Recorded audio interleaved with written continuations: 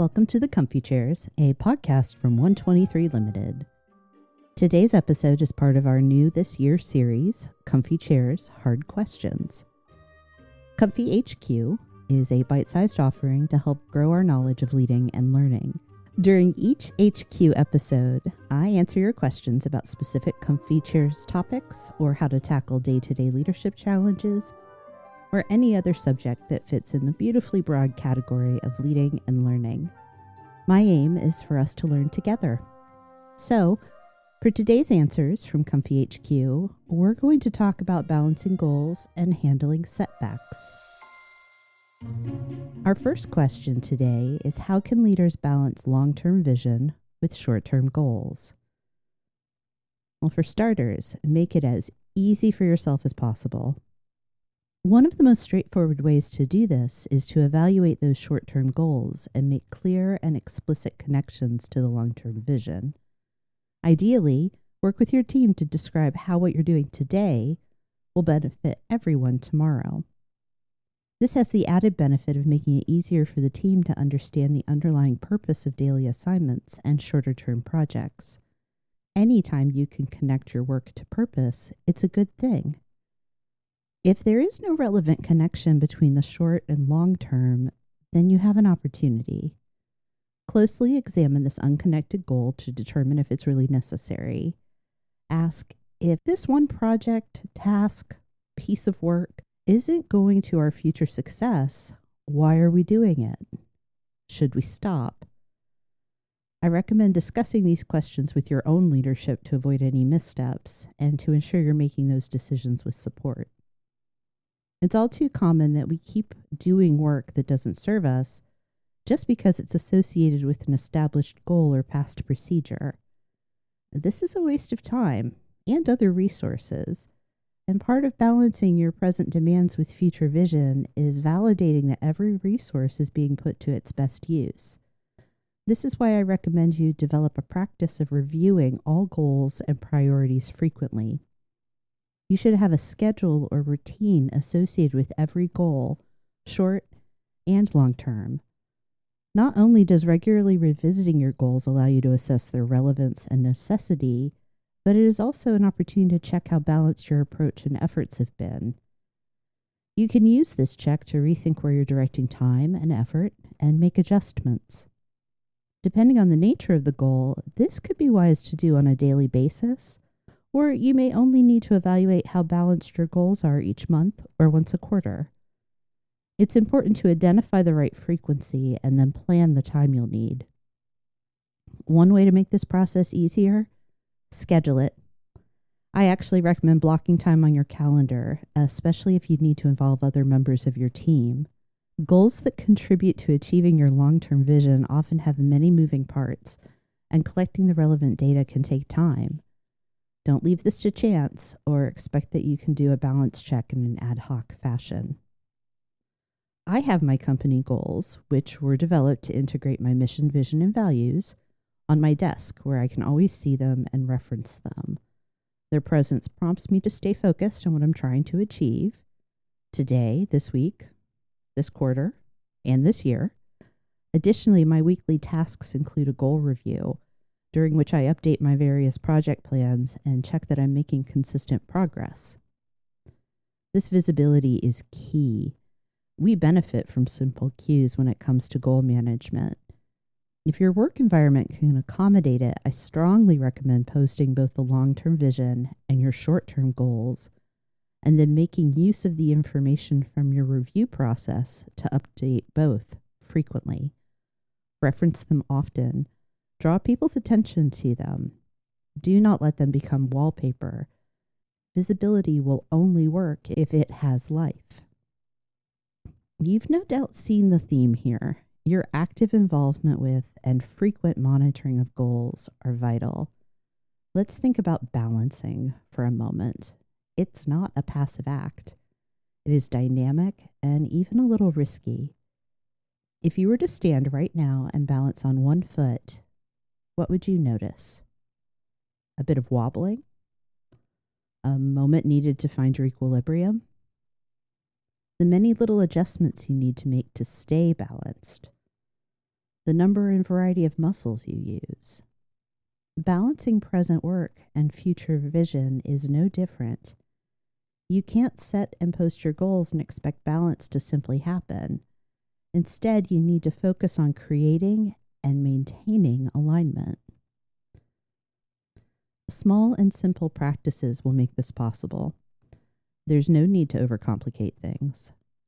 Highlight the existing connections, monitor progress on an established schedule, make goals and progress visible to the entire team. As you think about your own leadership, ask, are your daily goals truly aligned with your long-term vision? If not, what small adjustments can you make today? Great leadership isn't about choosing between short-term and long-term.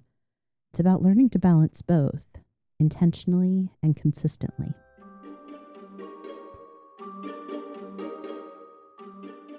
Today's second question is, how do effective leaders handle failures and setbacks?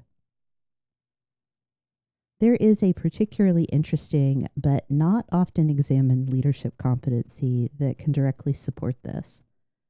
I've seen it called paradoxical thinking or tension tolerance. I like to call it double vision. It's the ability to see and understand that two or more competing truths can coexist. Like, it's possible for someone to love tomato salsa but dislike sliced tomatoes. In this case, double vision allows a leader to view success and failure as equally valuable and to comprehend that both present opportunities. I am going to discuss how to develop this skill, but I want to start first with 2 ways to respond productively when you encounter a setback. That's when, not if. Setbacks come in many forms: missed opportunities, failed projects, decisions that don't go our way. Regardless of scale, failure is uncomfortable, and it is oh so tempting to move on as quickly as possible when we fail. But when we do this, we are not dealing with the sometimes significant but always present emotional implications of failure. A failure is a loss. Humans grieve when we experience loss, and we need to experience this grief. I'm not talking about entering deep mourning, and definitely not wallowing in self-pity. I simply want you to know that it is okay, natural, and even beneficial to pause after a failure and acknowledge the loss and accompanying grief. I'm assuming here that we're only addressing failures that occur in a professional context and not our personal lives. But if your sense of loss or grief is big enough, it can help to remember the stages of grief: denial, anger, bargaining, depression, and acceptance. They're not sequential or tidy, but they can help you to identify and process your feelings. When you pause after facing failure to grieve, allow yourself to assess what must happen next and what can be stopped or delayed. Let me sketch out an example to help clarify what I mean here. Several years ago, I was hoping for a promotion. My division had some leadership changes that I saw as an opportunity to propose a new structure. So I wrote a formal proposal outlining my rationale, recommendations, and the role I hoped to hold if this proposal moved forward. It did not. I was told, we're going to stick with what we know. Now, you could classify this as a failure or a setback, but either way, I was deeply disappointed and definitely felt that I had failed. I wish I could tell you that I was a paragon of dealing with disappointment and experienced no hard feelings or disruption, but I am remarkably human. I struggled with this failure for longer than I wanted. But here's what I learned from that struggle and how I hope to behave if or when I encounter something like this again. I know I've already advised processing your emotional response, but I want to stress it here again. I tried very hard during this event to suppress my sorrow. It didn't work at all. In fact, it began to morph into resentment. When we ignore our feelings, they don't go away.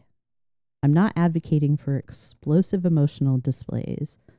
This is about nurturing a healthy relationship with your emotions and recognizing that choosing not to deal with them can have consequences.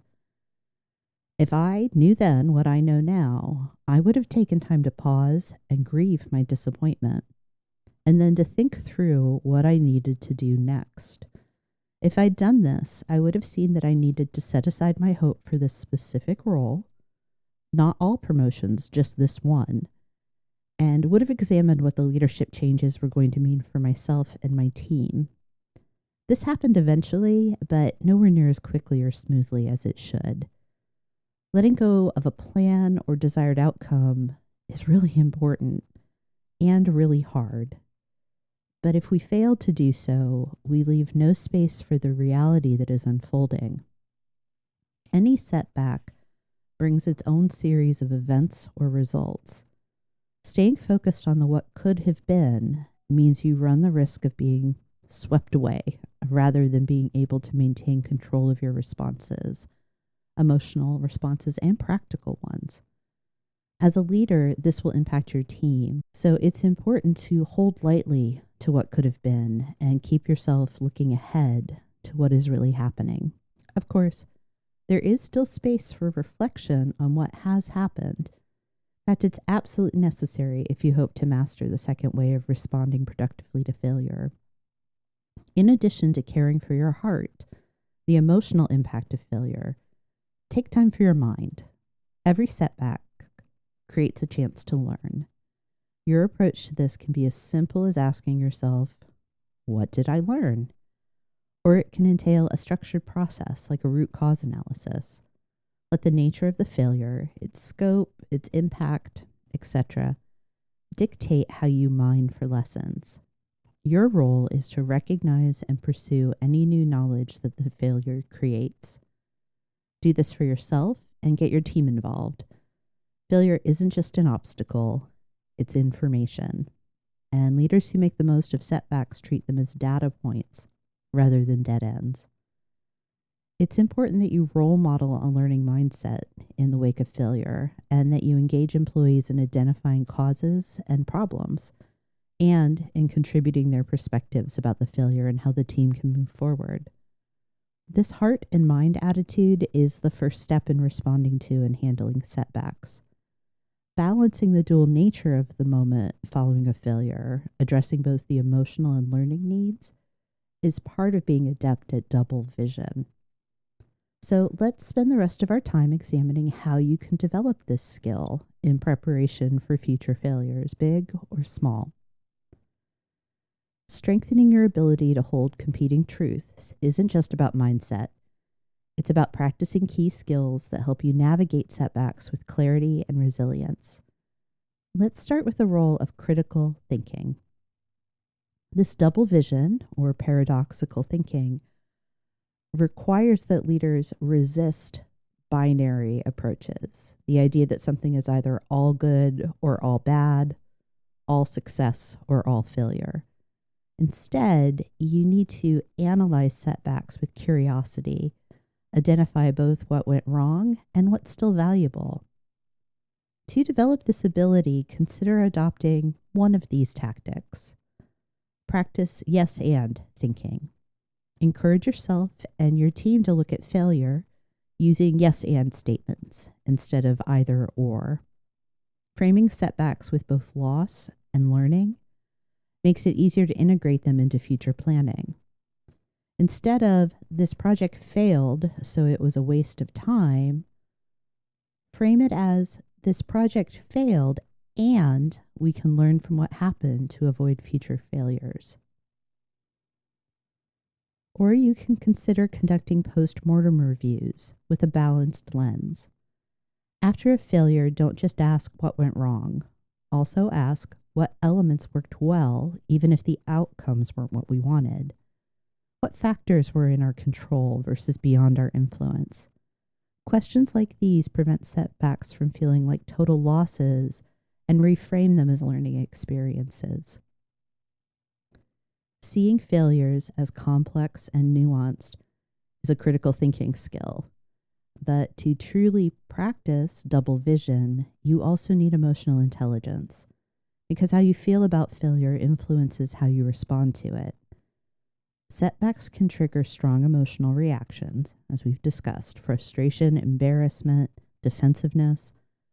Double vision requires leaders to acknowledge those feelings while also keeping perspective. You can develop these skills with taking the time to pause and label the emotion before reacting. This is emotional regulation. Instead of immediately interpreting failure as a catastrophe, name what you're feeling. Studies show that labeling emotions reduces their intensity. Saying, "I feel frustrated because this didn't work out," helps you process it faster than an internal monologue of, "This is a disaster, I have failed." You can also practice self-distancing. Talk to yourself like a mentor or a coach or a trusted advisor would. Instead of reacting in the moment, practice this by asking, if I were coaching someone else through this failure, what advice would I give? This shifts you out of a reactive state and helps you respond with wisdom rather than emotion. Emotional intelligence helps you manage the discomfort of failure, but leadership isn't just about how you handle setbacks yourself. It's also about how you help your team navigate them. If leaders model an all or nothing approach to failure, their teams will fear risk-taking and innovation. Leaders who normalize learning from failure and mistakes help create resilient, adaptive teams. Try this. Make failure debriefs a habit.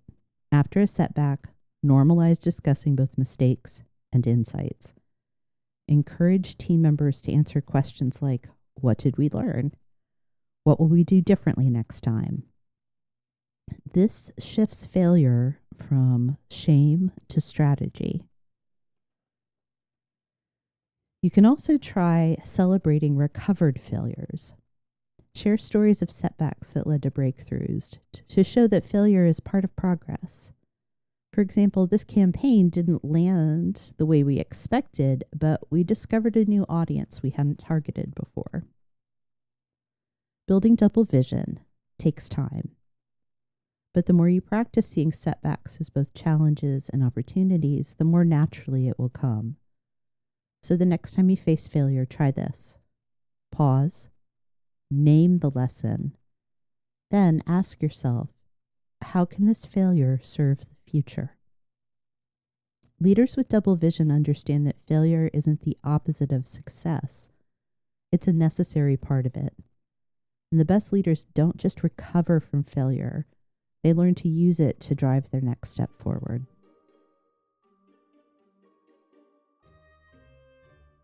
That's all for this comfyHQ episode. Thanks for your questions, and thank you for listening. If you have a question for the Comfy Chairs, I would love to hear it. Just use the link in the show notes. Comfy Chairs Heart Questions episodes will be out every other week between in-depth conversations about leading and learning. Next week, I'll be back with a conversation for leaders about fearlessness with guest Dr. Benjamin Ritter. I hope you join us.